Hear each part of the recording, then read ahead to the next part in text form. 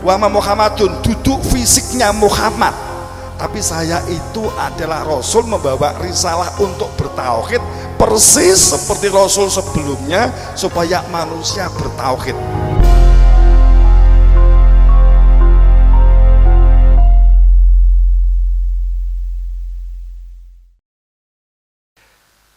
Wong kita tuh melecehkan Tuhan aja nggak sadar kok selama ini kita lecehkan.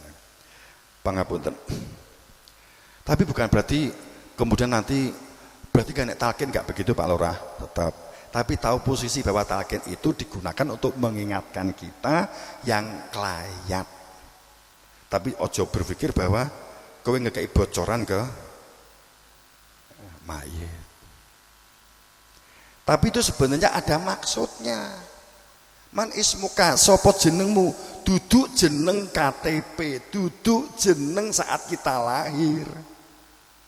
Itu nama awalam yatafakkaru fi anfusihim. Itu nama di kehidupan manusia itu ada dua kehidupan, yang jasad dan ada kehidupan yang batin. Ada yang jasad dan ada yang ruh. Yang dikembalikan ke Tuhan itu ruh, itu dari Tuhan, itu yang dikembalikan kepada Tuhan. Jasad itu dari lemah, dibaliknya dia lemah. Makanya orang yang meninggal dunia itu semakin cepat menyatu dengan tanah itu yang benar. Pangapunten nek iki beda. Kok dibongkar ji utuh nenguk-nenguk? Pangapunten tanda tanya. Karena makna rojiun itu zero wewes, tidak tersisa, menyatu dengan tanah. Kenapa orang meninggal dunia itu dibungkus sama kain kafan? Adalah kain yang kualitasnya itu mudah menyatu dengan tanah. Ngaten. Jadi orang meninggal dunia itu gak mengalami sakratul maut Bapak Ibu kalau kembali. Sakratul maut itu hanya terjadi jika kita meninggal dunia saat ruhnya keluar, cepot namanya. Bapak Ibu, saya tanya, wong ki nek mulih metu napa mlebu? Jenengan ki nek mulih kok kene engko nek kondur mlebu ngomah napa metu ngomah? Faduriba bainahum babun batinuhu fi rahmah wa dohiruhu kibalihil azab. Ada ayatnya.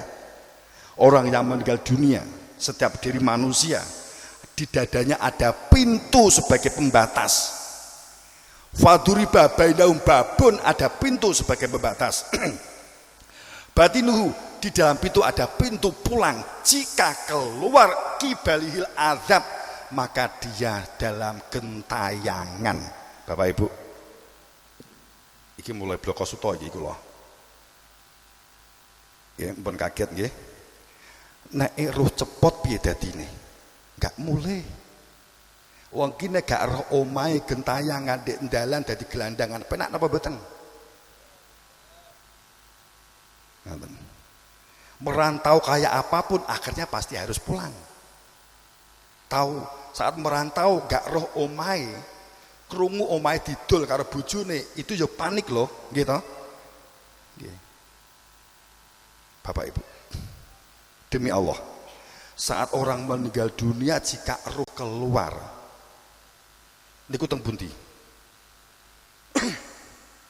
Timbangane kedawan-dawan, ya wis padha ngantuk.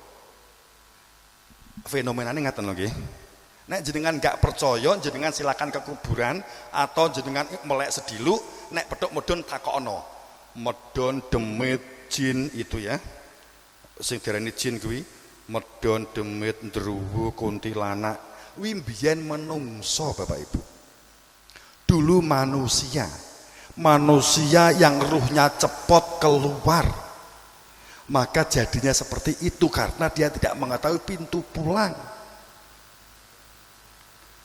Wa'id fazi'u fala fauta, terperanjat kaget jombelak, tidak mengira saat ruhnya cepot keluar. Di surat Saba 51, kemudian di surat Al-An'am 93, miris hebat.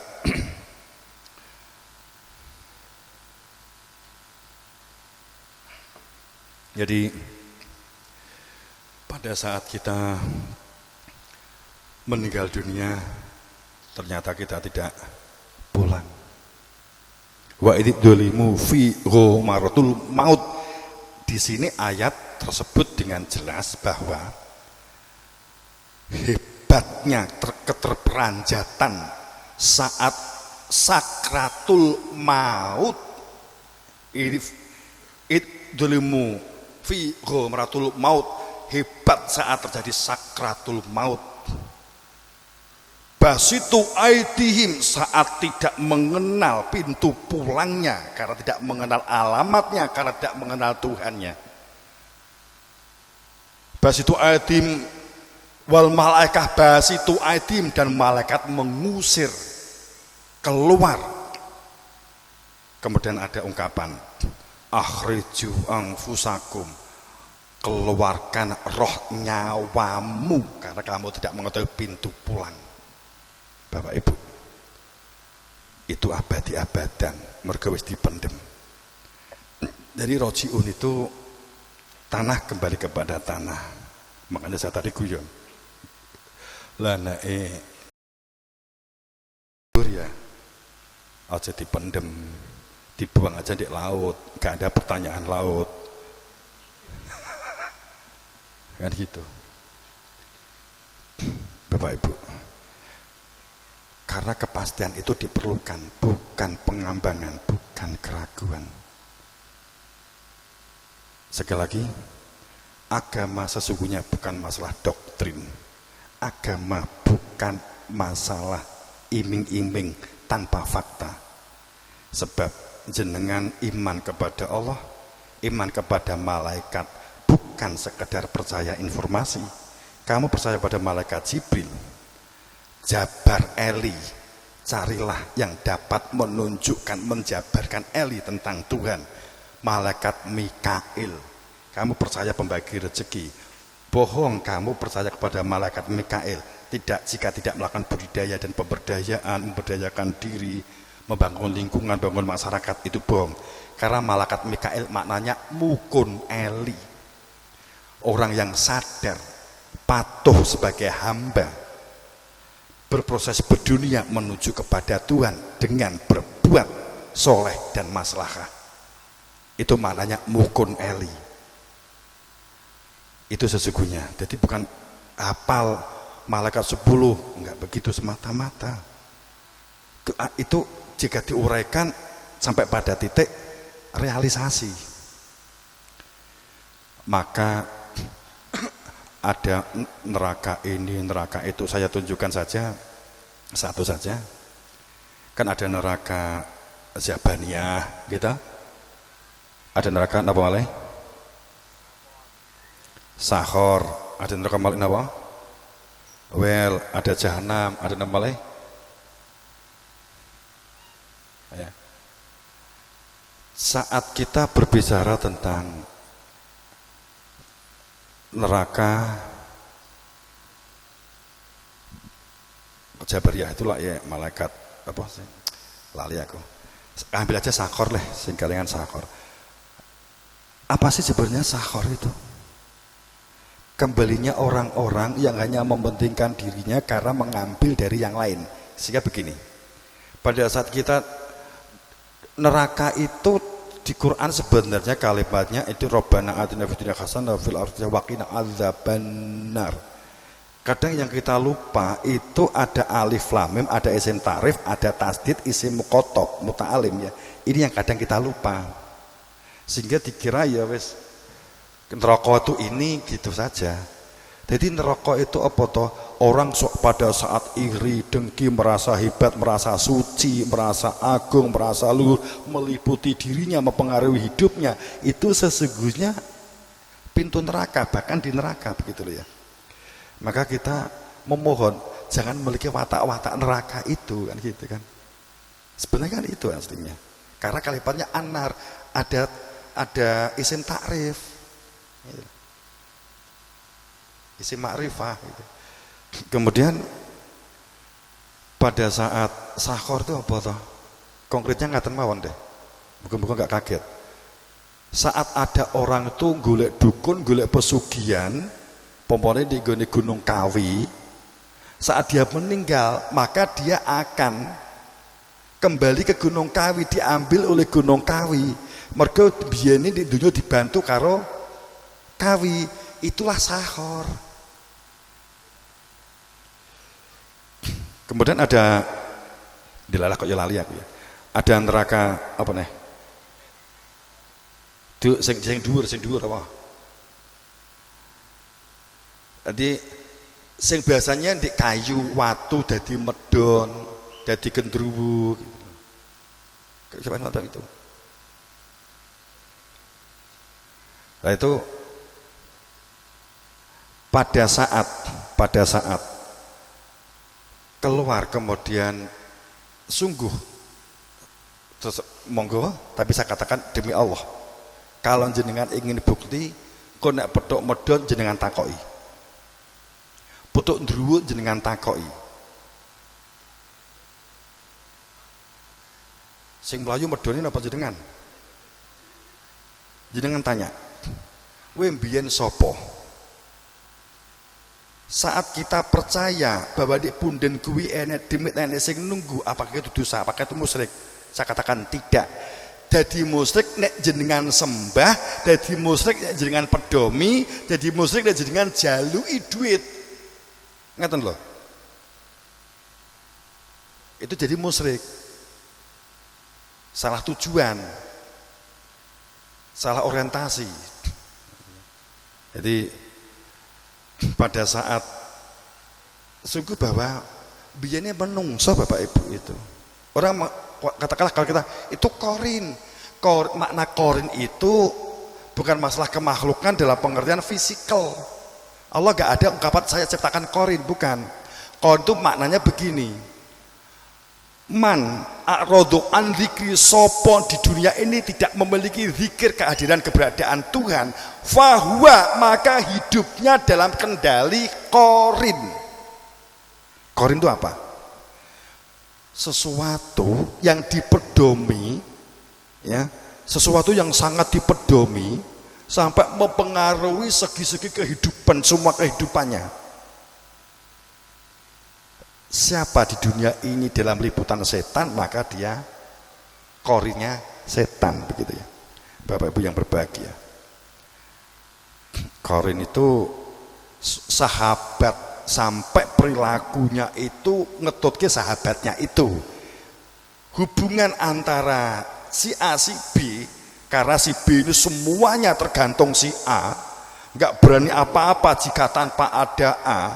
Abang ijo ireng warnanya apapun itu karena A, karena setan umpamanya di sini, itu berarti pengaruh ini disebut korin. Setan itu apa toh? Pengaruh itu sendiri, bukan kemakhlukan. Jin itu apa toh? Jin itu sesuatu perilaku yang dibalik perilaku itu ada pamrih. Pamrih itulah sesuatu yang tersembunyi disebut jin. Pangapunten. Bagi definisi yang berbeda yang selama ini ditangkap. Saya kira begitu. Jadi kalau kita gunakan akal rasional kita, normal kalau ibadahnya sholat, poso, zakat, normal. Tapi kalau di kita genepi adanya ilmu, sehingga sholatnya khusyuk, kan gitu. Sehingga pulang tahu pintunya, hidup tahu hakikat. Hakikat itu bukan masalah definisi, tapi ada ilmu ghaibi wa syahadati, ada ilmunya. Bapak Ibu yang berbahagia, saya kira begitu. Kalau kehidupan berdunia bersyariat dengan sebaik-baiknya, membuat budidaya pemberdayaan adalah keniscayaan, karena kalimatnya kalalama, perintah Allah untuk melakukan budidaya dan pemberdayaan tanpa melihat suku, bangsa, bahasa. Maka dan tauhid itu awalnya lama di Nusantara, Bapak Ibu, sebenarnya lama di Nusantara. Bergeser ke barat itu terjadi pertikaian bla bla bla bla bla. Nah, kalau sejarah ini kan panjang lagi. Nah, itu di Makanya ini tadi ada program berkaitan. Jadi kalau kita matur tentang tauhid, nggak kesentuh, ya kita budidaya dan pemberdayaan juga kita lakukan. Karena ini semua adalah satu paket. Makanya tadi siang kita dari tim kita MOI itu bersama dengan tim MOI, dengan Kang Dudi dan tim, itu ada masalah sosial dan publikasi serta pembuatan makanan sehat, menyehatkan, berbahan kelor yang tadi dilombakan. Kemudian karena dan dalam hal ini pionirnya adalah masalah stunting, karena ini adalah juga program pemerintah. Dan satu sisi memang kita juga sesungguhnya ini bagian dari sebuah ajaran yang selama ini kita abaikan tentang tatanan lahir, tentang tatanan syariat, tanpa membedakan suku, bangsa, agama, asal berbuat baik, budidaya dan pemberdayaan, maka kita dapat bersama menjalankan kemaslahatan bersama. Mengenai tauhid yang saya sampaikan tadi, sungguh itu masalah masing-masing. Memang ayatnya walau la fadlullah wa rahmatuhu la ta'badum syaiton ila qalila. Ayatnya memang mengungkapkan yang tahu tentang tauhid sedikit banget, yang banyak budaya agama. Itu memang ada kayak Allah dinas Quran ya, kita nggak tahu ya. Tapi dalam kehidupan sosial masyarakat, bebarengan kebersamaan adalah keniscayaan. Maka program kami beberapa waktu yang lalu melempar 26 kambing. Itu berarti maaf 28 kambing. Itu berarti 1, 2, 3, 5 orang, yang 4 orang ini adalah orang yang 2 Hindu, yang 2 orang Katolik. Itu yang kemarin kita haturkan kepada mereka. Karena itu tatanan syariat. Yang bersangkutan memang secara ekonomi sangat gak mampu, sehingga kita memberi bantuan kepada yang bersangkutan. Bapak Ibu yang berbahagia, kalau kita makaten nanti kemudian turi-turi putih, maka nantinya turi-turi putih. Sebelumnya saya mohon maaf yang sebesar-besarnya, segala kekurangan, segala kelepatan, dan kepada Pak Lurah dan seluruh warga masyarakat saya haturkan terima kasih yang sebesar-besarnya. Semoga masyarakat Pelem utamanya, Bluro pada umumnya, ya Indonesia pada umumnya, semoga kita semua dalam ampunan Allah, semuanya semoga kita benar-benar dibarokai dalam fadl dan rahmatnya Allah, diberi kesehatan dan batin, dan di dalam keselamatan dan permintaan yang selalu kita bawa setiap kali kita sholat. Ihdinas syiratal mustaqim siratal ladzina an'amta 'alaihim ghairil maghdubi 'alaihim waladdallin, amin. Siratal mustaqim, sirat itu tafsirannya jalan lurus, mustaqim nggih.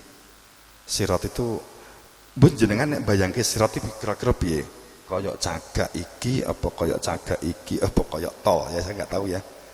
Jalan lurusnya piye?